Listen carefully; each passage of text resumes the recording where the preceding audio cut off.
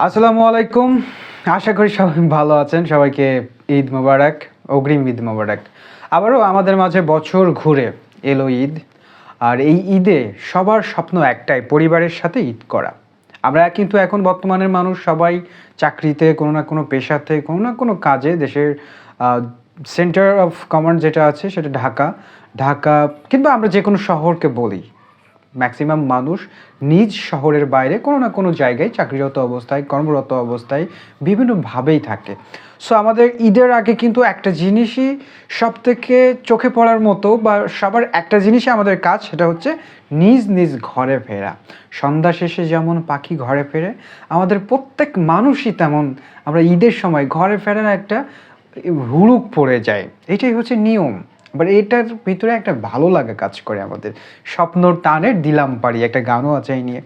তো সব কিছু মিলিয়ে তো বিষয়টা খুবই আনন্দের।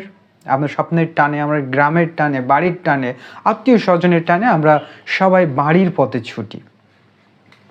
কিন্তু বিপর্যয় কিন্তু অন্য জায়গায়। 2026 সালের এই ঈদ যাত্রা কি আমাদের জন্য খুবই ভালো খবর বয়ে নিয়ে আসতেছে, বা আমাদের সেই আনন্দটাকে ধরে রাখার জন্য সাহায্য করতেছে? আসুন জেনে নেই 2026 সালের কিছু খবর, এগুলো রিসেন্টলি এই টাইমে ঘটেছে। কিছু কিছু এলাকায়, কিছু কিছু মানুষ, কিছু কিছু পথযাত্রায় এমন বিপর্যয় হচ্ছে, খবরগুলো শুনে আমাদের নিজেদের মনও খারাপ হয়ে যাচ্ছে। আসুন জেনে নিই এমন কিছু খবর। এবারের রেলযাত্রা শুরুতেই ধাক্কা খেয়েছে। বিশেষ করে উত্তরবঙ্গের যাত্রীদের জন্য সময়টা মোটেও ভালো কাটছে না। সান্তাহার ও বগুড়া ট্রেন লাইনচ্যুত হওয়ার ঘটনার শিডিউল বিপর্যয়ে পড়েছেন হাজার হাজার মানুষ। ঘন্টার পর ঘন্টা প্ল্যাটফর্মে বসে অপেক্ষা করতে হচ্ছে নারী ও শিশুদের। পুপ লাইনের ত্রুটি বা সিগন্যাল বিভ্রাটের কারণে ট্রেনের এই ধীরগতি এবারের ঈদে বড় এক দুশ্চিন্তার কারণ হয়ে দাঁড়িয়েছে। নদীপথে যারা বাড়ি ফিরছেন তাদের ভোগান্তিও কম নয়। সদরঘাটে লঞ্চ ও ট্রলারের সংঘর্ষের খবর আমাদের আতঙ্কিত করেছে। এছাড়া চাঁদপুরের লঞ্চ টার্মিনাল এখনও পুরোপুরি প্রস্তুত না হওয়ায় যাত্রীদের লঞ্চ থেকে নামতে চরম ভোগান্তি পোহাতে হচ্ছে। ছোট ছোট নৌকায় করে যাত্রী পারাপার করার সময় দুর্ঘটনার ঝুঁকি থেকেই যাচ্ছে। নৌ পুলিশ ও প্রশাসন চেষ্টা করলেও অতিরিক্ত যাত্রীর চাপে নিরাপত্তা বিধান করা কঠিন হয়ে পড়েছে। সড়কপথে যানজট কিছুটা কম থাকলেও অতিরিক্ত ভাড়ার অভিযোগ কিন্তু পিছুই ছাড়ছে না। সাধারণ মানুষ বলছেন টিকিট নেই বলে কৃত্রিম সংকট তৈরি করা হচ্ছে। তারপরও মানুষ ছুটছে ধুলাবালি, গরম আর দীর্ঘ যানজট উপেক্ষা করেই। তাদের মুখে একটাই কথা, কষ্টে হলেও বাড়ি পৌঁছাতে হবে, পারলেই শান্তি।